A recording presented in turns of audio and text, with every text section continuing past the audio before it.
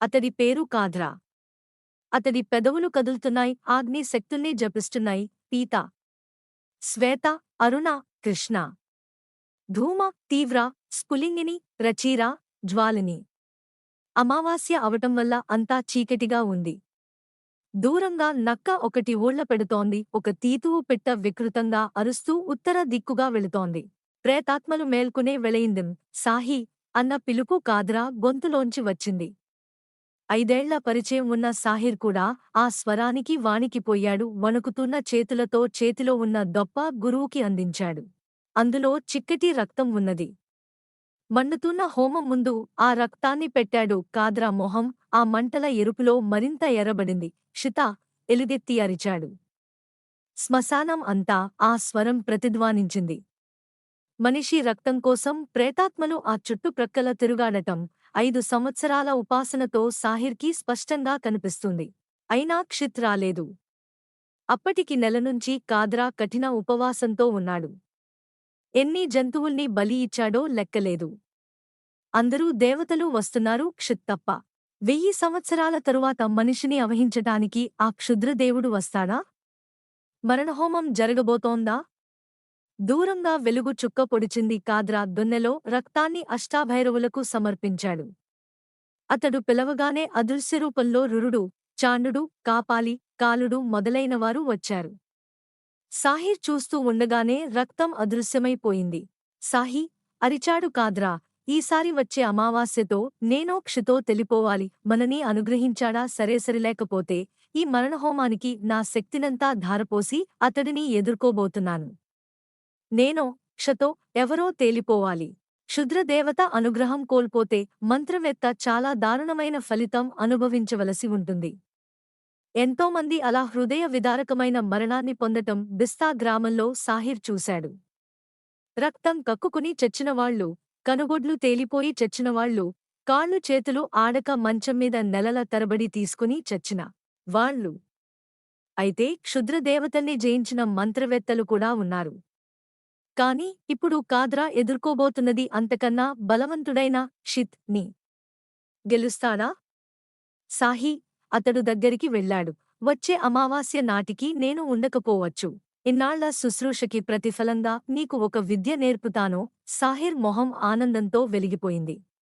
గురువు మొదటిసారి కనికరించటమే కష్టం, తరువాత సులభమే. ఈ రోజే నేర్పుతాను. ఏమితో తెలుసా? అతడు ఊపిరి బిగపట్టాడు. చేతబడి. దెయ్యంలా మర్రిచెట్టు విరబోసుకుని ఉంది. మొదట్లో కూర్చొని ఉన్నాడు సాహిర్. అతడు ట్రాన్స్లో ఉన్నాడు. పెదవులు మాత్రం కాద్రా చెప్పిన మంత్రాన్ని ఉచ్చరిస్తున్నాయి. సమయం ఆసన్నమైంది. కాద్రా మంటలలోంచి ఒక ఇనుప పూచని తీశాడు. ఎర్రగా మండుతూంది అది. సాహిర్ కళ్ళు మూసుకునే ఉన్నాడు. కాలి ఉన్న ఇనుప పూచని కుడివైపు లోపలికి గుచ్చెడు. సాహిర్కి ప్రేతాత్మల లయవిన్యాసం తప్ప మరేమీ కనబడటం లేదు. మండుతున్న పూచ దిగటం తెలియటంలేదు. పూచ ఆత్మస్థనాన్ని తాకింది. కాద్రా శిష్యుడికి మంత్రం చెప్పేడు. బీస్త గ్రామంలో మరొక మంత్రగాడు తయారయ్యేడు. జేఎన్జీ యూనియన్ హడావిడి తారస్థాయి నందుకొంది. శ్రీధర్ రాజీనామాతో ఏర్పడిన ఖాళీ భర్తీ చేయటానికి కోటయ్యతో పాటు యాదగిరి కూడా పోటీ చేస్తున్నాడు. బలాబలాలు సమానంగా ఉన్నాయి. శ్రీధర్ ఉన్నప్పుడు సంగతి వేరు.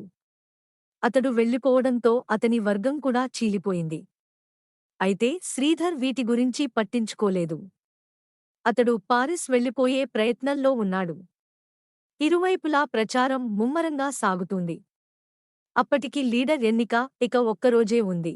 ఇరువర్గాల ప్రొసెషన్ లేవదీశాయి. ఓకే సమయానికి 2 గుంపులు ఫ్యాక్టరీ గేటు దగ్గర కలుసుకొన్నాయి. నినాదాలు ఎక్కువయ్యేయి. శ్రీధర్, రాబర్ట్ ఆయన మనవరాలు, ఇంకా ఫ్యాక్టరీ ఆఫీసర్లు అంత క్యారిడార్లో వచ్చి చూస్తున్నారు. కోటయ్య గుంపులో నుంచి ఎవరో ఒక సోడాసీసా యాదగిరి గుంపులోకి విసరడంతో పరిస్థితి విషమించింది. కోటయ్య గుంపులోనూ, యాదగిరి గుంపులోనూ ఉన్నట్టుండి అందరి చేతుల్లోకి ఆయుధాలు వచ్చేయి. రాబర్ట్ మనవరాలు చేతిని గట్టిగా పట్టుకున్నాడు. 16 ఏళ్ల పాప వింతగా చూస్తున్నది. శ్రీధర్ అరే అన్నాడు. ఇంకెవరో ఇంజనీరు పోలీసులకి ఫోన్ చేయడానికి లోపలికి పరిగెత్తాడు. రేయ్, సవాల్ రా సవాల్, సింగిల్ గ్రూప్ ఫైటింగా అరుస్తున్నాడు కోటయ్య. అతడు తాగి ఉన్నాడని తెలుస్తూనే ఉంది. శ్రీధర్ మనసు వికలమైంది. జేఎన్జే కాబోయే డైరెక్టర్ వాళ్లలో ఉన్నాడు. తను ఎంతో గౌరవప్రదంగా నిర్వహించిన పోస్టు అది. అతడి ఆలోచనలని తెంపుతూ యాదగిరి పెట్టిన కేక వినిపించింది. ఆ గుంపులో నుంచి అతను బయటికి వచ్చేడు. మిగతా వారందరూ ప్రేక్షకులే అయ్యేరు. యాదగిరి తన దగ్గరికి రాగానే చప్పున లోపల్నుంచి కత్తి తీసేడు కోటయ్య. చుట్టూ ఉన్న వాళ్లంతా దిగ్భ్రాంతులయ్యారు. యాదగిరి కూడా ఒక క్షణం విస్తుబోయి అంతలోనే తెరుకుని రేయ్ అని అరిచి ముందుకి దూకేడు. మిగతాదంతా క్షణంలో జరిగిపోయింది. కోటయ్య బలంగా చెయ్యి వెనక్కి లాగి వెంటనే 2 పోట్లు, ఒకటి కడుపులోనూ ఇంకొకటి డొక్కలోనూ పొడిచాడు. కొంచెం సేపటి వరకు అక్కడ గాలి స్తంభించింది. గిలగిల కొట్టుకుంటున్న యాదగిరి శరీరమే చప్పుడు చేస్తోంది. తరువాత అది ఆగిపోయింది. యాదగిరి తాలూకు గుంపు రెచ్చిపోయి కదిలే సమయంలో పోలీస్ సైరన్ వినిపించింది. అది వినిపించకపోతే ఆ రోజు అక్కడ మారణహోమం జరిగి ఉండేదే. పోలీసుల అలికిడి వినిపించగానే కోటయ్య కదిలేడు. చేతిలో కత్తి క్రింద పడేశాడు.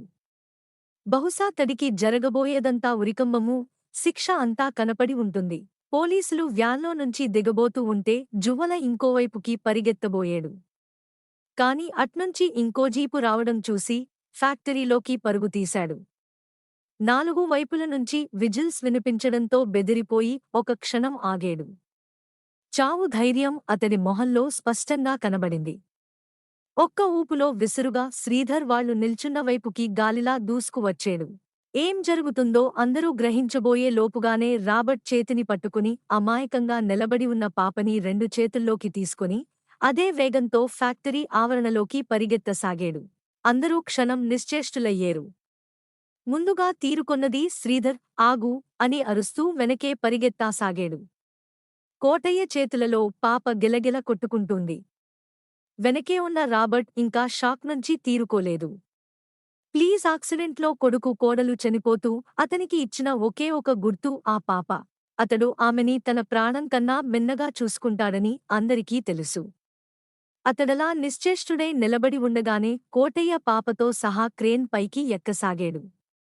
వెనుకే శ్రీధర్. కోటయ్య పైవరకు ఎక్కి అరిచేడు, ఖబర్దార్! ఎవరైనా ముందుకొస్తే పాపని విసిరేస్తాను. 50 అడుగుల ఎత్తునుంచి అరవటం అందరికీ స్పష్టంగా వినిపించింది. పోలీసులు ప్రేక్షకులే అయ్యారు. అందరూ ఇక్కడినుంచి వెళ్ళిపోవాలి. ఒక్క జీపు మాత్రం ఉంచాలి. లేకపోతే అంటూ పాపని నొక్కిపట్టేడు. పాప చేసిన ఆర్తనాదం అందరి గుండెల్ని కలిచివేసింది. పోలీస్ ఇన్స్పెక్టర్ మైకు అందుకొన్నాడు. నువ్వెక్కడికి తప్పించుకోలేవు, క్రిందికి దిగురా. శిక్ష తక్కువ పడుతుంది. దానికి ప్రతిగా 1 నిమిషం టైం ఇస్తున్నాను అన్న సమాధానం పెద్ద గోడకు క్రేన్ అనించి ఉంది.